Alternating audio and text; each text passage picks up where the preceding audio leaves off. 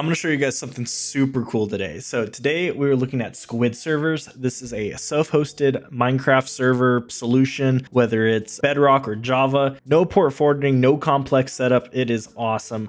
I just found out about this. One of my friends actually showed me this and, recommended for me to check it out, and I just had to make a video about it. So I'm going to show you guys how to get this set up for yourselves. All you really need is whatever machine you're working on. You don't need a server, you don't need anything. If you just want to be able to get a server up and going, get your friends on and start playing as soon as possible, this is probably the most recommended way that I can give. So we are on Linux today. We are not on Windows. So I'm going to show you guys the Linux tutorial. If you guys want a Windows tutorial as well, I can show you guys that, but that will have to be in a different video. So let's go ahead and get started. So all you have to do is go to squidservers.com and download Squid servers. It's going to ask you which operating system we're running. So it has support for Windows, Mac OS, and Linux. We are downloading Linux, so the app image, it's in an app image, which means it's a containerized application. It should be able to run on really any distribution that you have. So let's go ahead and click download. That's going to go ahead and download. Let's wait for that to finish. Now that that's done, let's open up our file explorer here. We're using Thunar and we have it right here. So squidservers.appimage. So we're going to do a couple of things. So let's go to our desktop here. So what we want to go ahead and do is create a desktop shortcut to Squid servers, because right now it's an app image. If we open it, you may have some issues launching it, but we're going to fix all of that right now as well in this video. So go ahead and open up your terminal of choice, and then let's go ahead and go to our downloads. So as you can see, we have the Squid servers app image right here.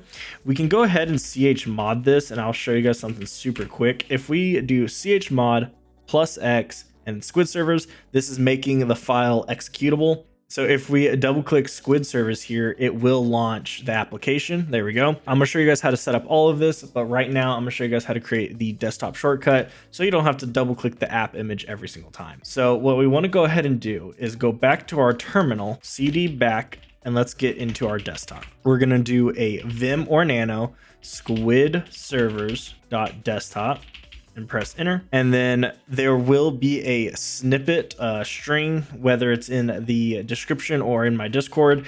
You guys can just paste that in.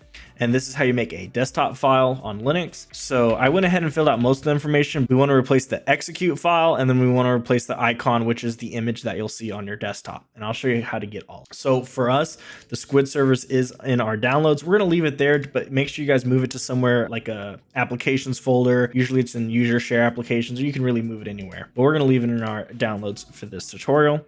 So let's go ahead and replace this with home DOS downloads.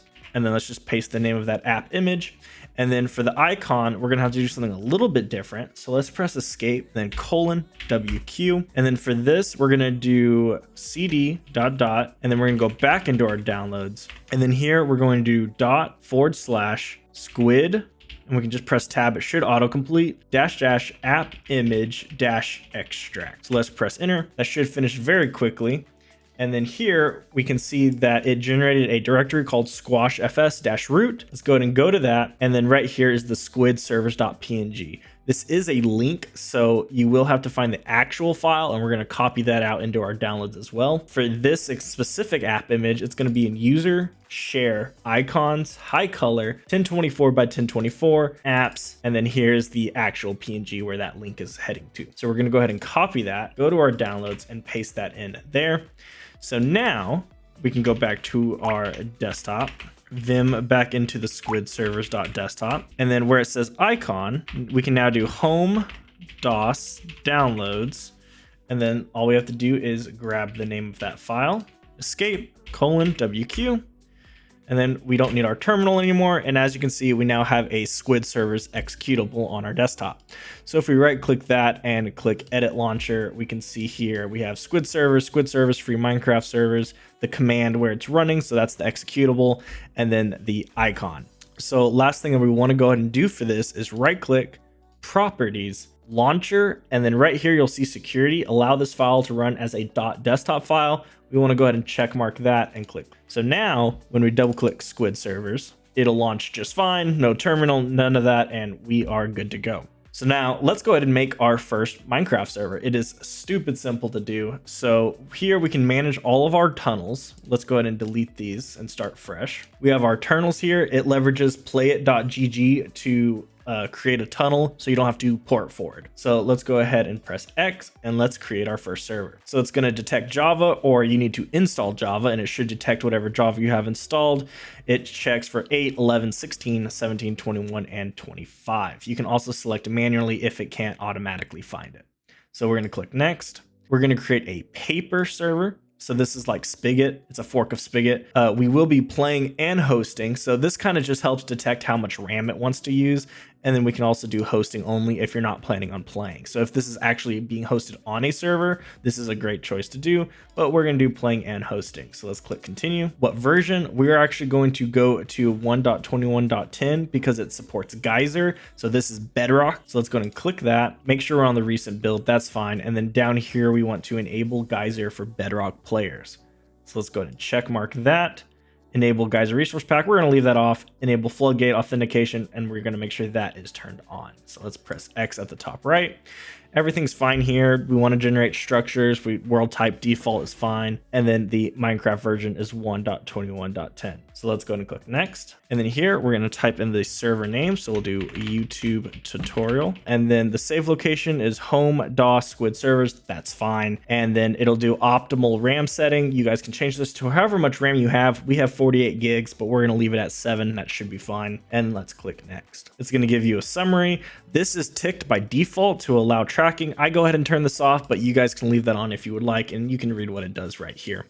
And let's click launch server. It's going to go ahead and build the Minecraft server. It's actually going to automatically create those tunnels for you, and then it should give us some IPs that we should be able to connect to, as well as give to your friends to connect to your server as well. So let's just wait for this to finish. Okay, we have our deployed server. As you can see, it prepared the server files, started the server, and it set up the tunnels. Our Java edition IP is right here. We can copy this later, so you don't have to copy it now. And then right here, we have our Bedrock edition, which is the IP address, and the port, which is 6635. Now, Bedrock will not work right out of the gate, so let's go ahead and copy this port. We will need it later, and click continue to dashboard. So now that we're in our dashboard, we can see the CPU usage, RAM usage, how long the server's been up, the amount of online players, the console if you need to run commands, the players connected, backups. You can just do one-click backups. That's awesome. And you have your scheduler to automatically run commands on your server if you need to do any special things like that. And then the settings, which is pretty much your server.properties file in a web UI base. So let's go ahead and go back to dashboard here. And then we are actually going to stop the server. Let's go ahead and click that. Server stopped. What we want to go ahead and do is open our terminal and go into LS, and we have Squid servers here. So let's do CD Squid servers. And then here we have our YouTube tutorial server. So let's CD into that. And then we want to go ahead and go into our plugins directory, and then our Geyser. And then we can Vim or Nano into our config.yml. This is where you're going to need that port that I said to copy. We're going to change 25565 to 6635. So let's go ahead and save that and close out of our terminal, and let's start the server back up. Once the server's back up, you should see that it is active for Java and Bedrock, and we can continue after that. Okay, the server is back up. As you can see, we have the public enabled, and the public enabled both are reachable for Bedrock and Java. I'm gonna go ahead and load up into Minecraft. Make sure you guys copy the Java IP, send to your friends, and I'll see you guys once that is done. Okay, now that we're in Minecraft, let's click multiplayer, add server, paste in that server IP address that you copied, and here we'll type in YouTube tutorial, and then click done. Should go ahead and load up. As you can see, hosted using squidservers.com. You can change that, of course, and let's go ahead and join. And just like that, we are in the Minecraft server. Go ahead and invite your friends. They can join. Tons of stuff you can do. Yeah, as you can see, it is dead simple to get started. So we're going to go ahead and pause our Minecraft here, go back to Squid servers, and show you guys some cool stuff. So as you can see, online players is terminal. That's my account. You have players here. If you just left click the account name or the profile image, you have some options. You can kick them. You can immediately make them operator. You can confirm. It does have a nice confirm message, so that is nice. If we go back into Minecraft, as you can see, I am now an operator. And if we go back here, we can click server files, and it should automatically open where those server files are. I should have showed you guys that before. And yeah, that is pretty much Squid servers. It is an awesome service. I highly recommend it. It is a quick way to get all your friends and yourself to join and play a Minecraft server together. And yeah, I hope you guys did enjoy this video. If you guys have any questions on the setup, please let me know. Happy to help. And I will catch you guys in the next video.